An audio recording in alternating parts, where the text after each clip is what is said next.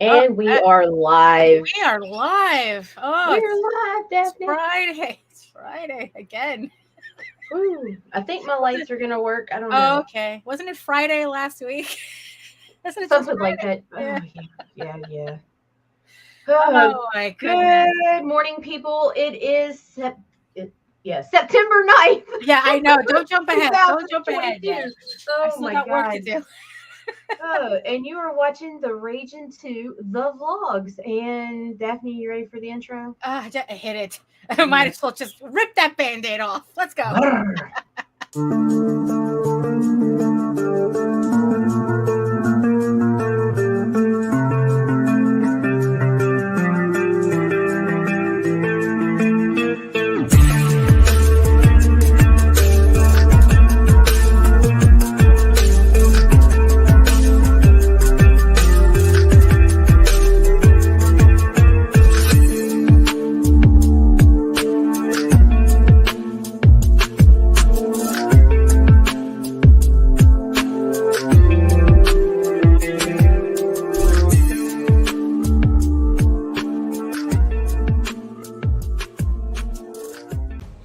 Raven returns to Kickstarter in its first trade paperback collecting issues 1 through 4 in one full-color volume. Eager Raven, Heir of the First Unicorn, is the story of a unicorn princess exiled into the mortal realm after she is betrayed by her elf prince husband-to-be. Dragons overtake her kingdom, and how she trains to become a knight with the help of an unusual trio of blacksmiths. It's a mature audience telling of the classic hero's journey with a soap opera twist, so check out Eagle Raven, Heir of the First Unicorn, Volume 1 today.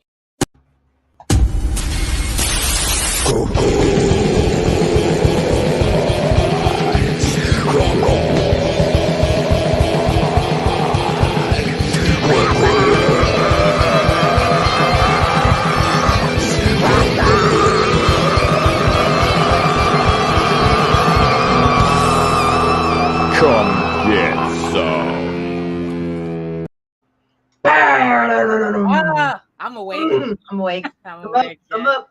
Oh my goodness. Oh, so welcome everybody to another Friday of the Ragin to the Vlogs show.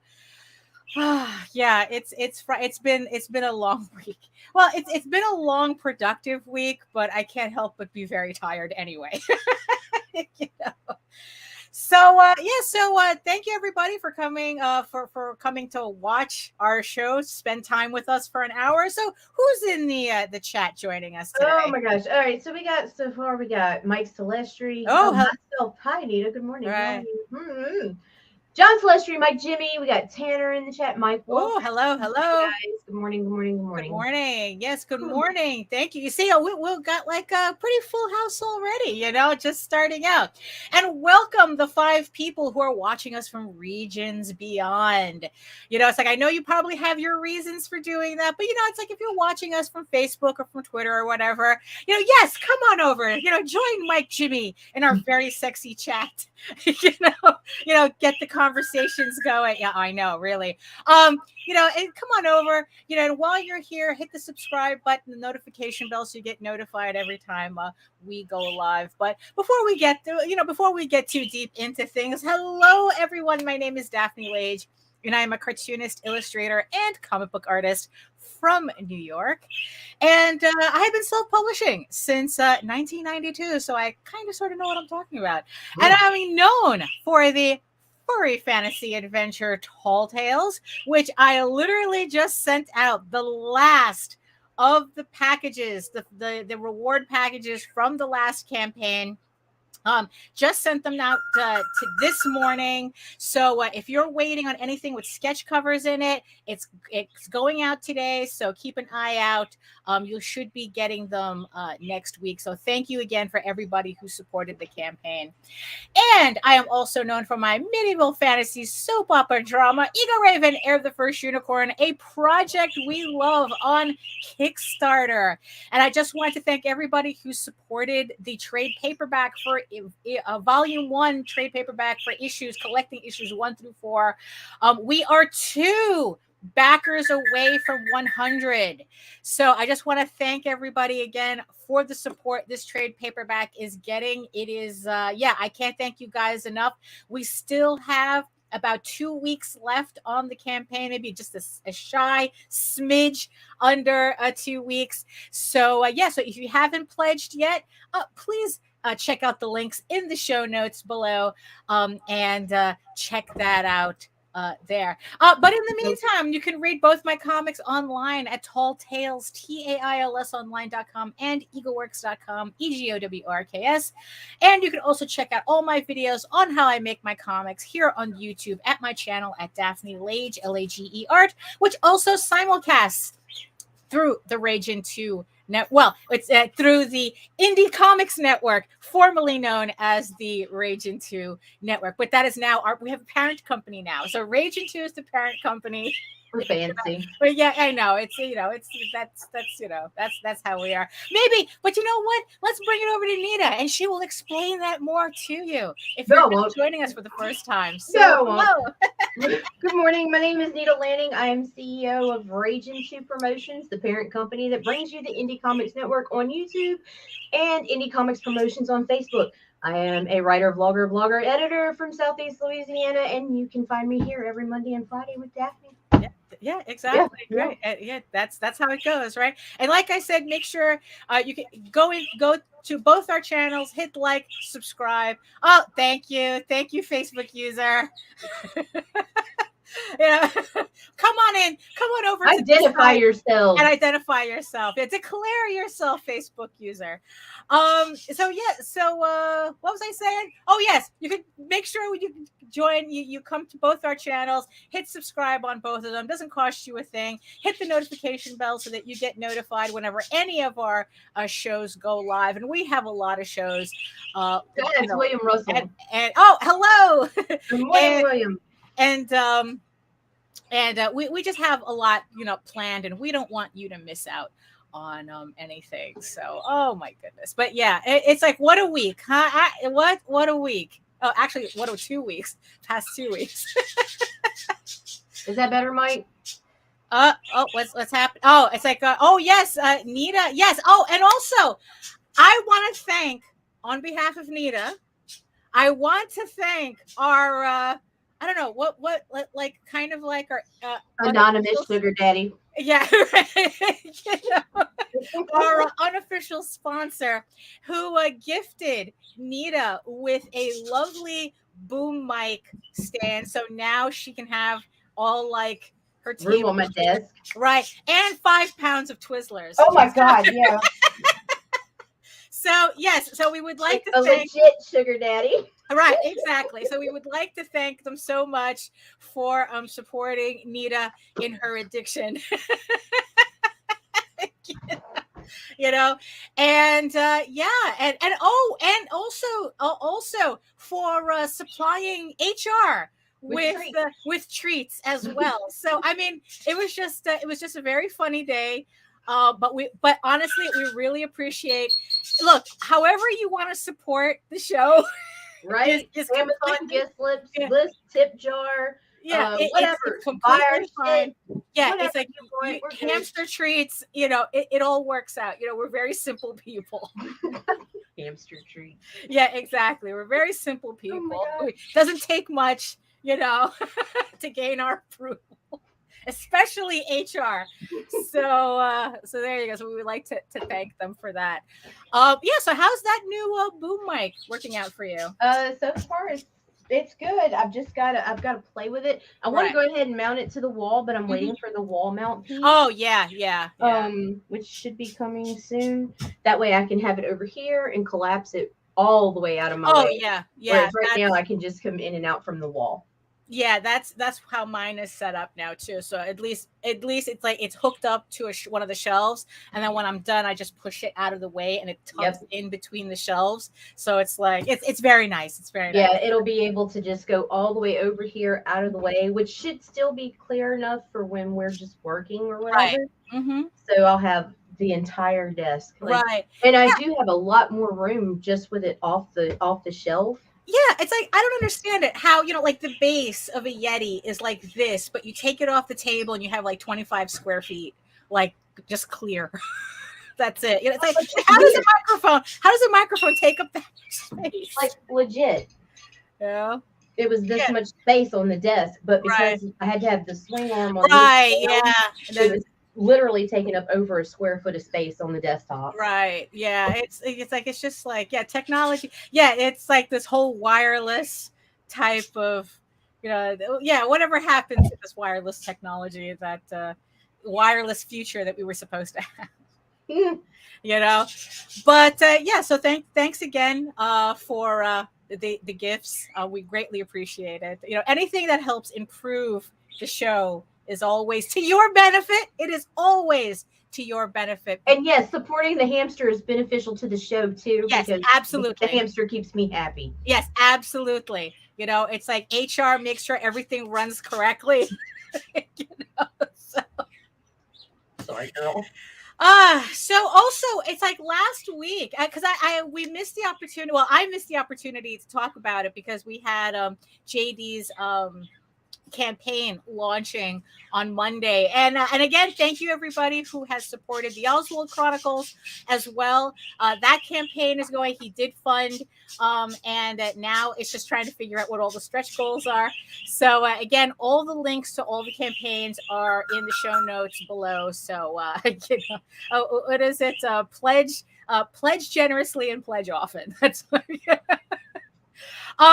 so the thing that was pretty exciting was that that weekend we had some fun with Mike Jimmy over the weekend.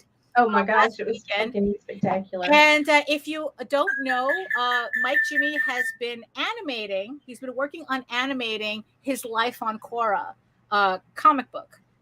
So he animated an intro for it, and now it's like he's doing an entire issue of the comic, which I do not have near me right now. But there we go. So yes, it's Life on Korra, Tiny Travels, and and we actually, it was me, Nita, and Nicholas. We got to do voiceovers. Mike Jimmy was at a point where we were able to do voiceovers now for his cartoons. So when does the show's on Thursdays, right? Like Thursdays? Yes, Thursdays at 1 p.m. Right. So if you want to watch his entire process on how he's animating himself. And look, I am just completely blown away by it. I mean, look, technology I'm from like the Bill Plimpton school of watching somebody, animate by themselves, where it's all like on paper and stuff. And yes, there you go, Thursdays, 1 p.m. Eastern. And I guess that just the technology just has advanced enough that you guys got to see what Mike Jimmy is doing on this. And I got a little clip. He actually sent sent a little clip of this is like kind of like a rough, very like rough edit with it's unfinished, of course, but with the just voices? to give you an idea. Yeah, just to give you an idea. So it was just really fun to do the voiceovers and whatnot. So I'm going to show everybody a clip of Life on Korra, Tiny Travels, hung on animation, 1 p.m. on Thursday. So check it out. And here's the clip. Are you absolutely sure about this, Toyvin? Absolutely certain, Ogson. Isn't that cute? No, I hate my voice. That is so cute. Obviously, it, like I said, it's still the rough animation. So what Mike Jimmy is going to do, he's going to continue, he's going to clean up the scene. He's going to, color it and whatnot. He's going to lip sync. He's going to lip sync the mouths. So that's kind of like the rough thing. I mean, it's like, yeah, it was like what? It took us about probably like just an hour to record. He thought that it would take longer. Like, I don't know. He kind of thought that we would all be just like fumbling and stuff. But no, we ended up doing the entire episode. Identify yourself, Facebook user. You might be one of our favorite people too. We don't know. Yeah, exactly. you know. So yeah, so it took us about an hour to record the entire episode. Hi, hey John. And yeah, I got to try out my new voiceover setup that I made like a little sound box and everything so that I can do. I keep saying I'm going to do audiobooks, and at least this way, it gave me an opportunity to to actually test out the setup that I'm going to use for that. I don't know. It's like, do you have anything to add to that, Nita? Because it's like, No, it because was you fun. know me, I could just keep going. I could No, just. it was fun. It Right. really was. I just can't. Uh-huh. I've never like. Oh my god! All the way back since the Reaper's voiceover, I cringe hearing my own voice. It takes getting used to, but also the thing is though too, it's like doing voiceovers is a little different than actually talking into a microphone. Right. It does require, like for me to get my voice to sound not like it does now, it's like I kind of have to like really slow down and Right. and kind of like almost like kind of like deepen my voice a bit. And it's like, just to be able for it to sound proper, I guess. Right. I get it. Yeah. So it's a whole thing. It's not doing a voiceover is not as easy as it sounds. So I get it, But yeah, but speaking of audiobooks, though, we can segue into this next announcement Good morning. that that I wanted to talk about on Monday, but we couldn't. Uh-oh. Right. Yeah, hold on. Let me just get my. I guess lighting's going on the wish list, Daphne. Oh, okay. Well, you know what? Hey, there has to be somebody else, right? It's like who wants to support the vlogs that way, get new lighting, or it's like, or they might get you a smart bulb, one of the That too. ones. Yeah, it's like, because I have my office set up with the Philip Hues, and I control all the light bulbs Oh from my the god, she tablet. scratched me up. Oh well, someone needs their nails trimmed. So yeah, so speaking of audiobooks, the other announcement that I wanted to make for everybody who is keeping track of this for the last month and a half or something, it felt like around 2 months or something. Eager Raven, Cult of the Wolf Witch, the novel, is finished. The first draft is finally completed, and what you're seeing on the screen is a sneak peek of the cover that I'm going to be doing for the novel. I figured, screw it. If the story is done, I might as well get the cover out of the way. So yes, so this is a sneak peek of the cover to the novel that I just finished. It is, for those of you who don't know, this is the continuation, a storyline continuation of the Heir of the First Unicorn comic book series. Every story after this comic book series is going to be presented in a visual novel format, in an illustrated novel format. So this is the first one that I just finished that I kind of threw. I don't want to say I screwed up my schedule, but I threw off my schedule because this book just demanded I had. Your schedule was absurd anyway. Well, you see, yeah, that's pretty like much you were gonna kill yourself. Yeah, so this I had to make a little detour for this novel, and it's finally, the first draft is finally done, and the final word count of this version is 67,392 words. I was thrilled to finally finish it. What was funny was that after I had gotten through the exciting, the roller coaster of a climax, and hit the kind of like the prologue part, I literally I had to take a couple of weeks just to really sit on it, because I had to figure out, okay, how do I finish this? How do I bring it in? How do I bring the story, back to its ending? And I think everyone will like it. I think it ends on a very, very cute scene that I think everyone will like. So I was very happy to reach that part, and I'm looking forward to my beta readers. Well, technically, Nita has the first copy. I'm Of the getting on it first, this weekend.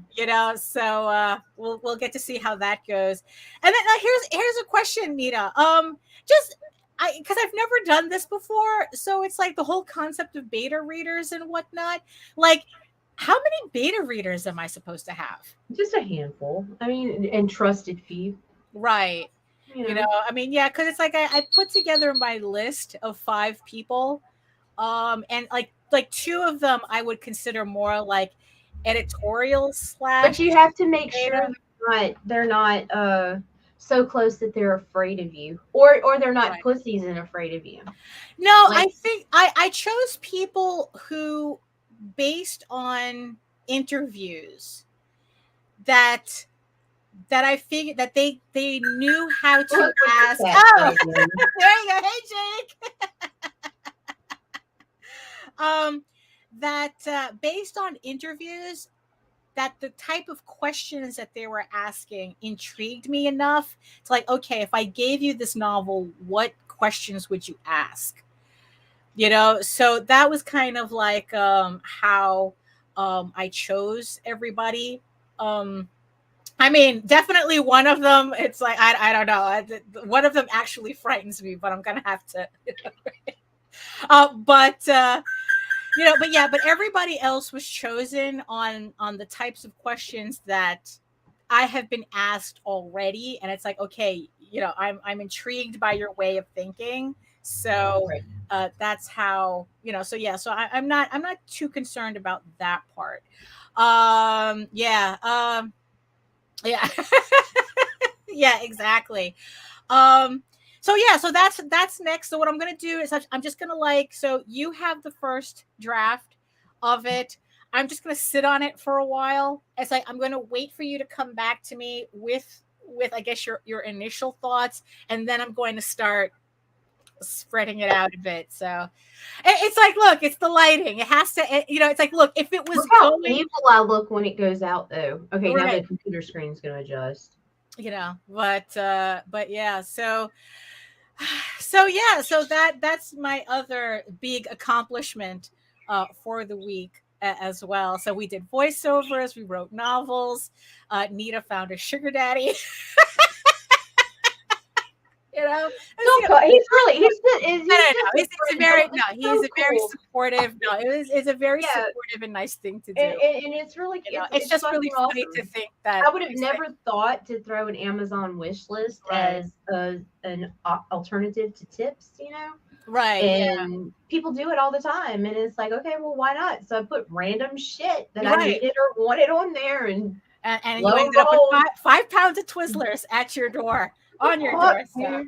Like, holy shit. Yeah, no, that is just way too funny. I had a baby that weighed less than this. Oh my goodness. Just one. The rest were like double that. But seriously. Well, but yeah, so today's topic is kind of it's like so slightly clickbaity title. But but this was something that's been popping up a lot. Especially, it's like I was thinking of the Meatloaf song. I would do anything for love, my god, but I won't do that. And of course the whole debate is that what is that he's talking about that he won't do. He says what that is. What is that song? I Does can't he remember now, but it does because he says he says it to her, and then he says, "But I won't do that." Right. Like towards the end. Oh, okay. All right. I just heard it. What the fuck is that? Hold on. Right. Yeah. I know. Well, okay. So how does this go to Kickstarter? How does this go to crowdfunding? It's like, well, especially lately, I don't know why it stood out to me lately. He won't move on or screw around or stop dreaming about the object of his affection. He won't do that. Right. Okay. All right. All right. He really should have clarified. Like, what won't Meatloaf do? What won't Daphne do? Right. Exactly. But the thing is, though, there's actually a lot of things like people will say it's like they want a successful right, exactly, you know. That they'll do anything for a successful campaign, but then once they run the campaign, it's like, okay, well, they won't. There's a lot of things it seems that they won't do. And For some of them won't even promote themselves after the first right. week. You know, it's very strange that it's like, you know, it's like, you know, running a crowdfunder. Yeah, exactly. You know. You know, I mean, it's like, it's very funny. It's like how, you know, crowdfunders takes a lot of effort to put together. You know, it does. I mean, it's time consuming. It's tedious. You know, running a campaign is exhausting. You know, even the build up to a campaign, you know, is exhausting. Yeah. You know, and there's some people who think that they could just come in, like slap a paragraph on their campaign, don't even try to put graphics on it, you know, slapdash together a video using like one of those online templates or something, and then it's like get confused as to why they didn't fund. You know, I mean, yeah, it's like, you see, that's the, I don't know, it's like, it's just kind of weird. It's like you know, Nita, you've promoted a lot of campaigns or whatnot, but did you ever get to a point where it's like, look, bro, I can't want this more than you? Oh yeah, I've given people money back before. Like paid promotions, I have Right. refunded them in the middle of a campaign, because if your fire goes out, no matter how much you have, unless you've already cleared, like say, exceeded Tucci or Polito or the big indie guys, you're still building your audience. Right. I can't build your audience for you, but I can get more eyes onto your project. My job is to get more eyes onto your project. Your job is to sell yourself and your project. Right. Yeah. So when I've been working with people in the past in collaboration, because that's what it is, it's a collaboration. If I can't point to people if I can't direct people to see you, to see your fire for what you're putting out, and you're not pushing your elevator pitch, and you're not out there selling yourself, I'm wasting my time, and you're wasting your money. Right. You know, I mean, yeah, because it's like there was something that happened recently. I forgot the details, but it was just that the whole idea that you know, like look, it's like we know the stereotype where a creator is like, oh, I just want to do my work. You know, it's like I want somebody else to do the rest of it. It's like I don't want to, you know, I just want to do comics. You have to be somebody before you can take a break from being somebody. Oh, wow. Sorry. Yeah. If I'm ruffling feathers, I'm sorry. Right. But you have to be somebody. And in order to be somebody, you need to have been making 5 figures plus for multiple campaigns. Like, I'm sorry, guys. Nothing personal. These fucking 5 and 6 and less K campaigns, that's great. It's brilliant. If you fund, if you've successfully fulfilled and everything, awesome. You're on your way, but you are not there yet. You have to be the fuel for your fire. Right. Yeah, and that's something that yeah, it's almost like a stereotype with how much we come across it. How it's like people just call them one first, because they only make it to one issue. Yeah, I mean, it's like, yeah, it really, I mean, that's kind of what it is, right? It's like, because they think that they're going to, you know, it's like, look, even when we were like 18 and 19 years old years ago doing, you know, starting this nice and tight. Oh, yeah, you know, it was a lot easier to sell comics back then, for some reason. And, you know, we all thought we were the next big thing. I mean, that was like, you know, it was, you know, we had the black and white boom. We watched Image, and it's like, you know, and it's like, you know, everybody coming onto the scene thought that they were the next big thing, that they were going to put out their issue 1 and people were going to, flock to them. And that's, you know, that's not what happened. You know, I mean, it's like, and and it's just kind of funny still seeing that attitude today. Like the more things change, the more they stay the same. Oh yeah. And it's like, because we literally come across people who they won't come on shows. Right. They won't do interviews. It's like they don't believe in social media. It's like, look, honey, it's like, it's not Santa Claus. It's like social it's media. a real thing. It's a real thing. Social media is a real thing that you need to utilize as promotion, Yes. as much as you don't want to. It's like, look, there are certain aspects of it that I really, really dislike myself, but it's still a requirement nowadays. Right. It's like me and Nita are constantly debating as to like, do we really need a TikTok? It's like, do we really need to do YouTube shorts? I mean, it's like, we're always kind of like, okay, there's certain things that we do need to do or not need to do. But it's kind of funny how it's like, there are people who they won't. Yeah, it's like that. Like they even if they do have social media, they refuse to use it, or they just don't use it at all. Right. Like they have campaigns going, but you would never know. Yep. Because they never post to Facebook, they never post it to their account on Twitter, they never post to their Instagram. It's like, so they're not maintaining this. Right. So it's just like, and then it's like they think that it's like, okay, well, what I need is a social media manager. So they come over to you and they hire you and they go, you do the work. And I don't mind doing the work, but you've got to do something. You've got to be on the podcast. You have to give me a face to point people to. And it's not going to just be when you're active in a campaign, it can't just be a write-up or a press release. Your face needs to be out there. People need to see your excitement. I mean, like I said, there's guys that I have a couple of clients that wouldn't have to go on one fucking podcast, but those guys have been making 5 figures for a while, and they still do the podcast. Right. Yeah. I'm not going to name names. But But I have several 5-figure clients, and even they still know that they need to do the podcast to grow, because you've got to give me somewhere to direct. Yeah. I mean, we talk about Rob Multari, because it's like I said, he's a master class in campaigns, in doing crowdfunding.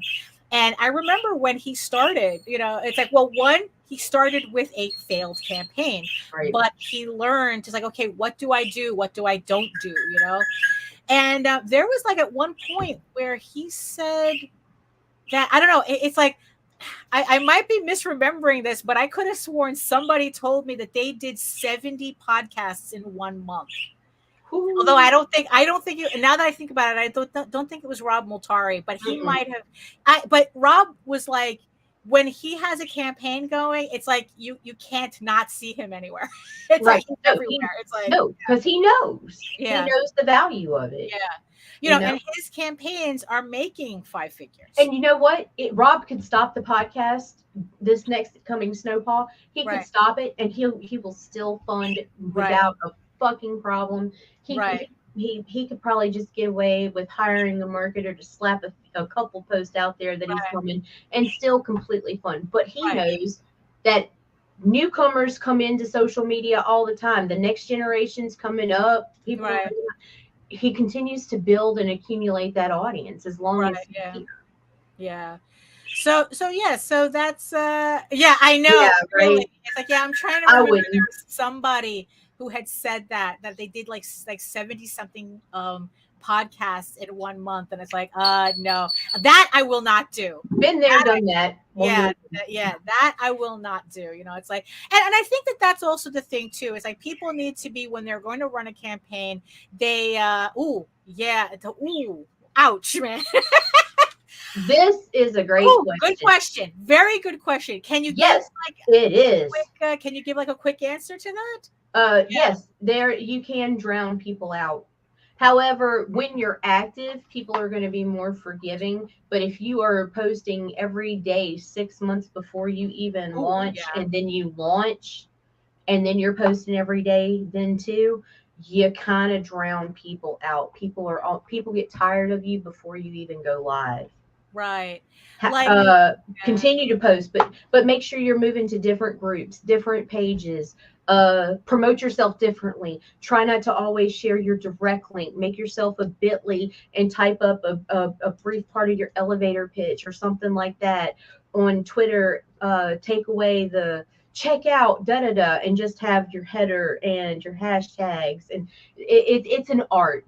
Yeah. You cannot overdo it if you do it right when you're live, but you can wear people thin if you're fucking promoting every day 6 months out and you don't give them a breather between campaigns. Right. Yeah. It really is. I mean, because like for me, like when I was doing the pre-launch for volume Eagle Raven Volume 1, I think it was like posting a little erratically. It was kind of like definitely once a week or probably twice a week up until the launch. And then ever since I launched, I've been posting every day. Once a day.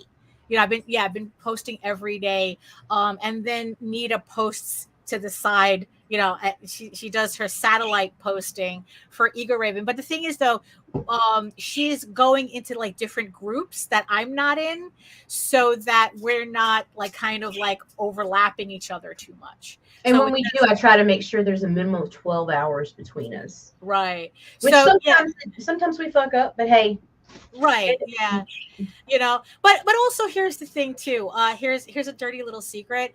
If people like you already, they're a lot more tolerant of your advertising than if they don't. I mean, it kind of sounds fucked, you know, to say that, but Daphne, watch your mouth. Yeah, I know. Especially since with the new YouTube rules. Oh, fuck that. Oh, you want to go off on something. You know, there's these new YouTube rules where they're going to start like watching, like they're going to start like dinging videos where like if anything is perceived, not videos. That's what's scary. Networks, channels. Right. Ooh, on top of everything. So yeah, we have to. Yeah, I just heard about it today where it's like if it's even perceived that you're being like adult oriented, even though you're, you know, it's like that they could they're going to ding you for that. So, you know, we already have House of Bob, which is its own separate, you know, it's a separate show that we have marked as adults only. You have to age verify or whatnot, but we have to look into what the rules are, the new rules. Yeah, we might be creating a new channel just save ourselves. We might be creating a backup channel, so pay attention because we might ask you to be subscribing to a secondary channel. Right. If they decide to flag us and remove Ragin. Yeah. Or Indie Comics Network now. Right, exactly. So it's like, so there might be some changes coming up because of the I think you're just better off leaving that light off. No, it's too dark. I look evil. Like well, you know. Like I'm scared. Somebody get Nita a Philips Hue smart bulb. So no, fuck that. Give me the Lumen Cube Dual. Oh, okay. Yeah, it's on my wish list. There you go. Okay, and link in the show notes below. Well, no, it's not, but I guess I'll put it there. Right, you might as well, right? So why don't we run a couple of bumps and let's talk about the things that people would you do anything for a successful campaign? So let's ask that question in maybe a weird way when we come back. So we'll be right back. Oswald is the greatest sorcerer of our time. He lives in New York City, and he happens to be a mouse. And he has serious evil goblin problems. In this 4-issue epic adventure, Oswald finds himself rescuing a traveling warrior gnome, Daphne, who seeks revenge on an evil goblin who murdered his family. A goblin that now lives with one of Oswald's neighbors, a giant spider. What will Oswald and his newfound friend, Daphne, do? Find out in the pages of It Broke Free and Couldn't Read, now on Kickstarter.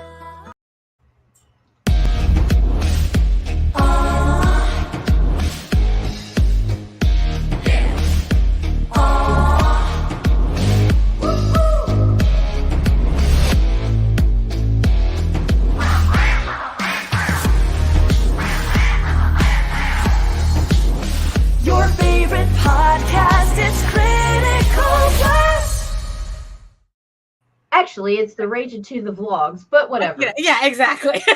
Whatever. We're all friends here.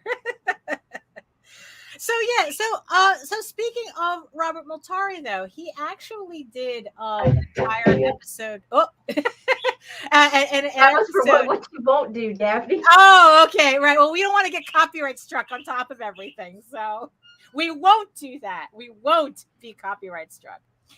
And one of the things that he had to debate with himself, was like, what would he do anything to make sure that, like, Nightwolf or not went to the next level? And the thing that he had to decide is whether he wanted to do a not safe for work cover. So that was something that he really had to debate on. It's like, it's like, yeah, it's like his story had, sexy elements or whatnot, but did he want to do a variant cover that really kind of pushed that envelope?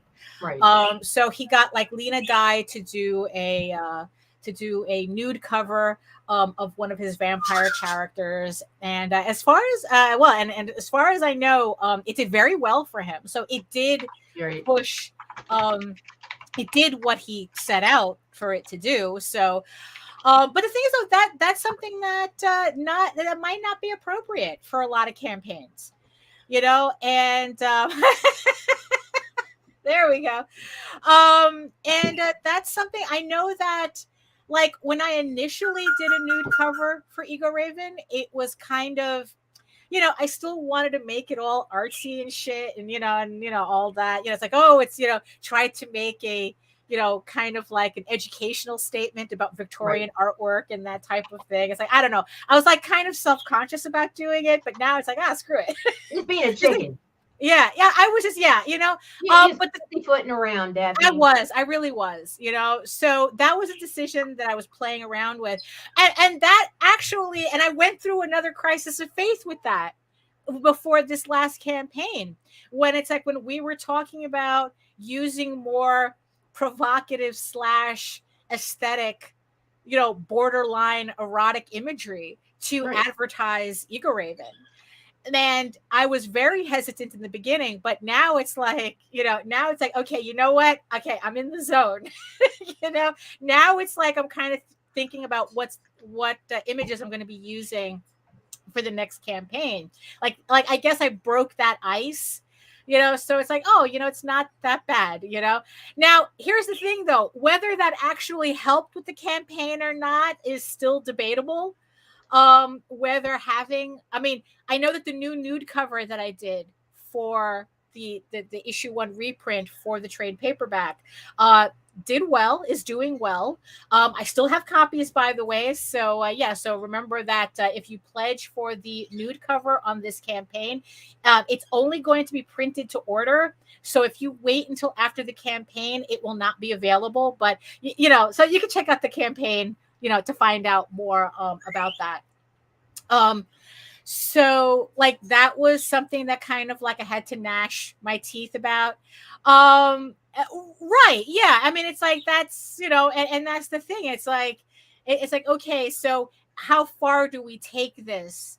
If it means promoting, will it take our campaign to the next level, type of thing. So like nude covers seem to be at the and that's the thing. Is this something, if you're running a campaign, would you do that? Would you do like a sexy cover and not safe for work cover? I would do a striptease live to get you to 10K. Like, I swear to fuck I'd do it. Yeah, the problem is that then we definitely get the. We're gonna do it on the other channel, though. Yeah, it's like, watch this channel. It's Nita by night. It's like, yeah, it's like. But hey, you got the live. Right there you go. Yeah, so that's the real, so that's kind of like the whole nude covers and stuff like that, and promoting. So that's kind of like the serious side of what would you do for your campaign? But the real thing that got me thinking about the title of today's show is that I was on a previous show, on one of JD's show on Sunday. And JD Rosario had asked, I guess I don't know whether it was supposed to be a goof question or whether that was something that he kind of like wanted to gauge. Like, you know what? And he asked, it's like, you know what? If what would you do in, you know, in order to push your thing, your campaign to the next level or whatnot? It's like I forgot the exact question, but you know, it's like, you know, like I don't know, I forgot what Rosario had said, but it was like just one of those, oh, you know, it's like, oh, I would, you know, shave my head, I would shave my mustache, I'd get drunk, I'd eat a Chicago style pizza, you know, I don't know, whatever, you know, whatever kind of, you know, thing. And so, of course, the question got to me, and it's like, you know, it's like, if you, what would you do? Like, I guess is one of like, kind of like one of these jackass questions, right? It's like, what thing would you do? What jackass thing would you do if it meant, you know, bringing your campaign to the next level? And honestly, it's like, I seriously answered him. It's like, well, honestly, if running a marathon, which I have never done, I've only gotten up to half marathon. If running a marathon would get my campaign to the next level, I would do it. You know, and the thing is, though, the problem is that unlike everybody else's, I was just like, wait a minute, I would do that. You know, it's like I literally left the show going, wait, I would do that. I would run a marathon if there, you know, and my brain, being stupid as it is, you know, I started kind of thinking about, like, wait a minute, how could I incorporate the two? I mean, it's like, look, it just started off as like a really, really stupid question. I don't think Rosario meant anything by it. You know, he just wanted to, you know. But the thing is, though, he had me kind of thinking. It's like, you know what? It's like, you know, like I said, it's like, you know, I have this half marathon experience kind of thing. And it's like, yeah, if I could get right, well, yeah, exactly, that would help, if I could, right? So you know how like racing t-shirts, you know, like when you, if anyone's ever done like a 5K or something, or any of these, you know, they always have the sponsors on the back, right? So of course I started, you know, thinking, it's like and it's like, you know what, wouldn't it be funny to have like a race shirt where it's like it has everybody who's supported Eager Raven printed on the back as sponsors, right? You know, right? But the thing is, though, it's like how would I incorporate that with running an actual marathon, right? It's like, how would I even put that together where it's like, you know, where it's like, I like the people who back the campaign somehow become involved in this process of me training to run a marathon, whether it would be like, I don't know, like New York Marathon or Miami Marathon or, you know, Walt Disney World Marathon, you know, or it's like, if I really wanted to like do a spectacular, it's like, okay, it's like if you support Eagle Raven, somehow it's like that gets supported somehow in me running like the dopey challenge at, you know, Walt Disney World, where it's like it's 46 miles in total in one weekend. And it's like, I don't know, it was just like kind of like, you know, just stupid, you know, something like that. But it, because it gets me thinking, and it got this, you know, this thing. So just on a goof, you know, I did this logo, this and I love it. This logo for just the concept of what I was trying to come up with. You know, it's like, you know, it's like, you know, what if I like did a shirt that had this on the front, it had all the backers to Eager Raven on the back, and I filmed myself running an actual marathon in that, you know, in this shirt, you know, like thanking, you know, as like kind of like, you know, a shout out to all the backers of the campaign, right? And then I took it a step further, and I kind of literally ran with the theme, and I just came up with this whole thing, like, oh, a crowdfund marathon challenge. Damn straight. 48.6 miles. Again, how would I incorporate all the backers to the campaign in this whole endeavor? You know, it's like, you know, it's like, really, it's like, that this is just what one question Rosario had on a show that just got her going. That just like kind of like, okay, what would I do? What would I do for my backers? What thing would I do to kind of like honor all the backers aside from actually sending you guys a book? I mean, you would think in the end that that's the easiest part. And honestly, I think that eating a Chicago style pizza would be a lot easier for me as well instead of running a marathon. I'll go with that one. Right. Okay.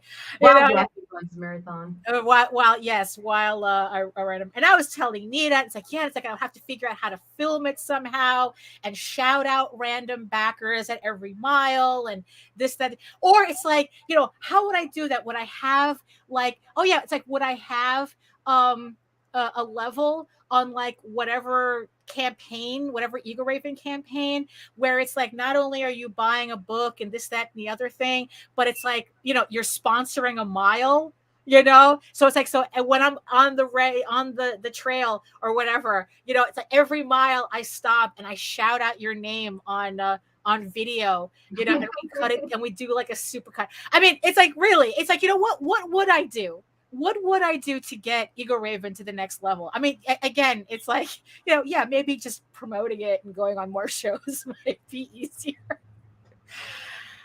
So it's just like, silly stuff like that. Yeah, yep. No, exactly. It's like, what, maybe I should just do that anyway. I should just make the shirt with everyone's name from each one. It's like just on the back. It would be a very crowded shirt, but you know what? Screw it. It's like you guys deserve to be on the back of a shirt. That I'm in public with and running these races with. But in the end, I kind of like calmed down a bit. It's like I was just being silly and whatnot, and it's like, what? It's like, let's just do it simple. Let's keep it focused on, okay, how do I get the next campaign? How do I get this campaign? Right now, we just hit, I think, like $5,600 on the Volume 1 campaign. And I'm sitting here going, it's like, Kick Track is being ridiculous. It's telling me, it's like, oh, you're on track to make 10K. And it's like, oh, you're so cute, Kick Track. Hey, you never know. You never know. So, so the thing is, so here's the thing, I'm looking at the metal bookmark that unlocks at $7,500. And it's like, what? At this rate, I can actually, the backside to that. Literally.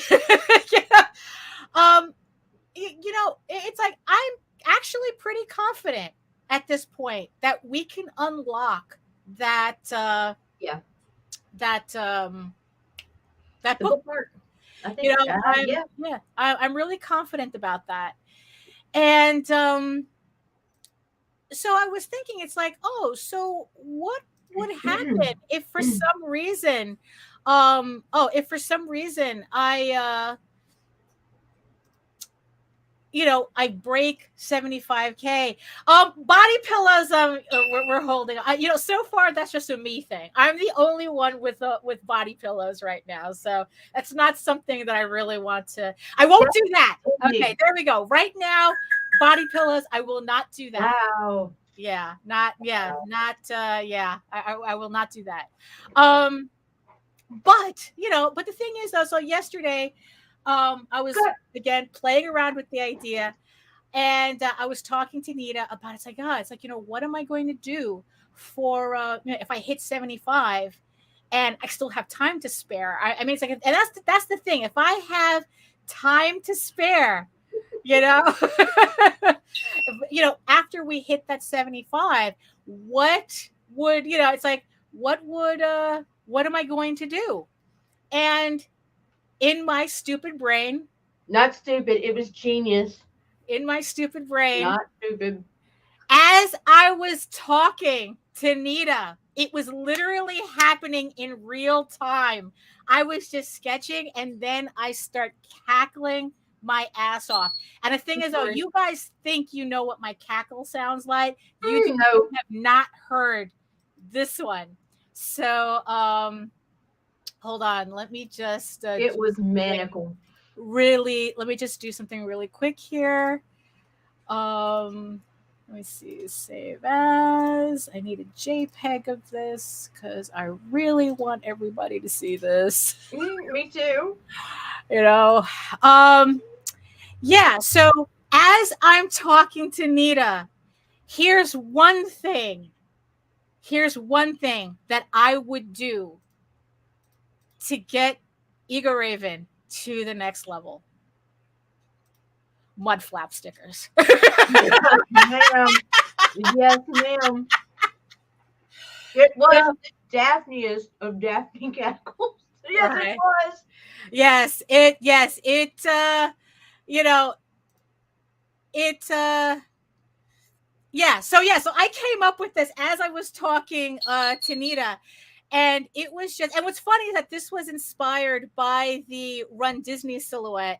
It was inspired by this, my little fake Run Disney logo. And I go, you know what would really be funny? And that's what I was thinking in my head. You know what would be really funny if I did the mud flap girl, but it was Eagle Raven. And as I was talking to Nita, this came up. See what I tell you? Yes, exactly. Everywhere. And you know, so it's like it was just so perfect. It just, I mean, you know what's funny? At issue 1, I don't think I would have like done something like this. You know? But I don't know. I think I've broken so much ice, you know, that yeah, exactly. That now it's like, no, this is perfect.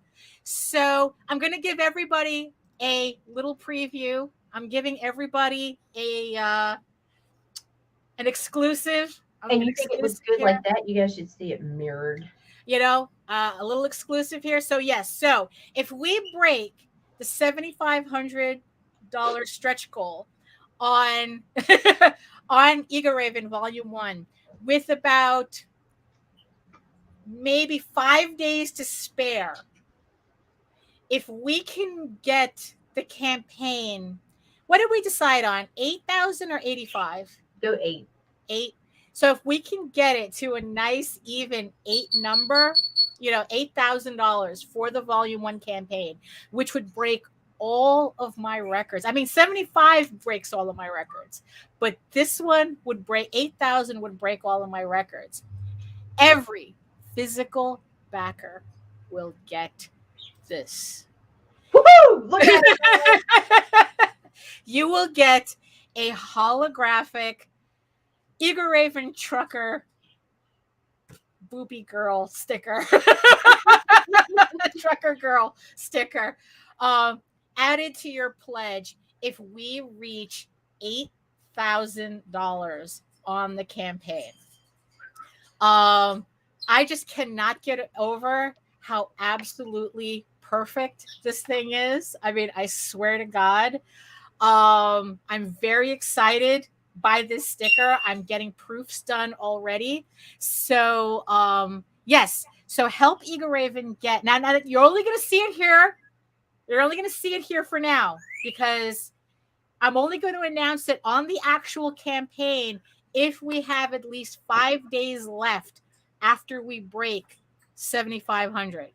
So, you know, so actually, so if we break 7,500 with 5 or more days to spare, then I will announce it on the Kickstarter. But you're hearing it first here on the show. 8,000. If we break 8,000, that's the secret stretch goal. Is going to be this holofoil Eagle Raven Trucker Girl sticker. That yes, you'll be able to put on your trucks, on your on your windows, on your beverage containers, Wherever you want. You know, wherever you want. You know. And yeah, so it's like, so yeah, so I would, so it's like, yeah, okay, so running a marathon for the campaign might be a little, you know, the logistics, it just doesn't make any sense to me, but I can give everybody Mud flap girl. A mud flap girl, Eagle Raven mud flap girl. Right, so, there we go. So any last words? I am. Any last good. words, Nita? I am good. Yeah. So also one big actually we almost forgot the one big announcement. So Yeah. we are not going to have we are not going to have a show a Ragin 2 vlog next Monday or next Friday. I'm going to be away. Nita's starting school next week. So we're just going to be using everything else is still going to all the other shows are Yeah, still all the going other to be shows are on the still going to schedule. run as scheduled. Yes. I'll be available to anybody on the network if there's an emergency, but Mhm. I am taking a week off to update the channel. Well, actually, I'm really not taking it off because I'm going to get the kids started with school, Right. going to update the channel and connect the LinkedIn to everything Right. and see how that goes. Right. Yeah. So I'm going to be away for the week. So yeah. So no. So no vlog on Monday and no vlog on on Friday, but we will be back on the following Monday. And thank you. And do we have a guest when we come back? What I forgot what day. The following Monday, yeah, but we'll talk about that later. Oh, okay. So we'll do that then. So we will, so you know what? It's like so Stay tuned though, because we have not one, not two, but three new shows coming to the network soon. Ooh. The one that I am willing to somewhat announce right now brings a younger, more feisty duo to our network. It's gonna be fun. As soon as I get the card, I'll make the announcement on that. Yeah, we're about to have a great time. Right. Yeah. So buckle up, bitches. Right. I know. It's like it's like just a lot of exciting things happening. So so yeah, so just a reminder, so next week me and Nita are technically on vacation, so no vlogs next week, but all the other shows will run as scheduled. And my regular shit posting. Right, there you go. Yeah, and the regular posting as well. So so thank you again everybody for joining us in this rather random hour. I'd like to thank everybody in the chat for joining us and keeping it very busy. You guys are great. Oh my God, somebody got me something, Daphne. Oh really? What did you get? I don't know. I've got it to where I can't see what it just says that somebody bought me a gift. Oh, there we go. So you see, so if you want to support the show, it's like, we have, tip jar. Yeah, it's like send the hamster some food, send HR. HR will always be appreciative of your support, if you want to, so all the links are in the show notes below. So, and I also want to thank the 8 people who are watching us from regions beyond. Thank you so much for spending the hour with us. You could have been listening to anything else, but instead you decided to listen to our rambly asses. So thank you so much. Thank you so much. Thank you, Mike. Well, hey, it's like, Nita's running the board here. She's busy being a producer right now. So, so on that note, so Nita, where can the peoples find you? You can find me on Facebook as Nita Lanning, on Twitter at C_chaos247, on LinkedIn as Nita Lanning, and anywhere you find the Ragin 2 banner. Indie Comics Network on YouTube and Indie Comics Promotions on Facebook. Right. So there you go. And if you want to learn more about me and my books and everything, you can head on over to my main portfolio site at egoworks.com, where you can find links to all of my galleries and social media sites. But I mostly post to Facebook if you are interested in seeing sketches and current work in progress and all that stuff. And of course, you can check me out on YouTube at my channel at Daphne Lage Art, where I also simulcast through the Indie Comics Network. So again, make sure you subscribe, hit the notification bell, so you get notified whenever any of my shows or any of our shows or all our shows go live, so you don't miss a thing. You can also read the first 5 issues of Eagle Raven, Heir of the First Unicorn, in its original black and white format. But if you prefer your fantasy to be more of a furry Lord of the Rings type of adventure, you can follow the link to Tall Tales, TAILSonline.com, and read the first 20 issues of Tall Tales for free. So again, I just want to thank everybody for joining us today. And in the words of the ancients, eat your food, mind your business, moisturize. Really, make sure you moisturize. I mean, really, it's like it's starting to get colder now. So get the Gold Bond out. Not sponsored. Moisturize and do the work, because when you actually do the work, you never have to fake any of your accomplishments. That's right. I mean, that's right. And if you're ever interested in being a guest on any of our shows, you can reach out to the host of that particular show. If you're interested in being on the vlogs, we do have a process. Just DM me and I will send you our pre-show form interview to fill out. And yeah. And you ready, Lage? I'm ready. Oh, and one last thing, just drop the card. Oh, while you're at it, I just want to congratulate the people of Ireland for the creation of their new national holiday. I'll see you later.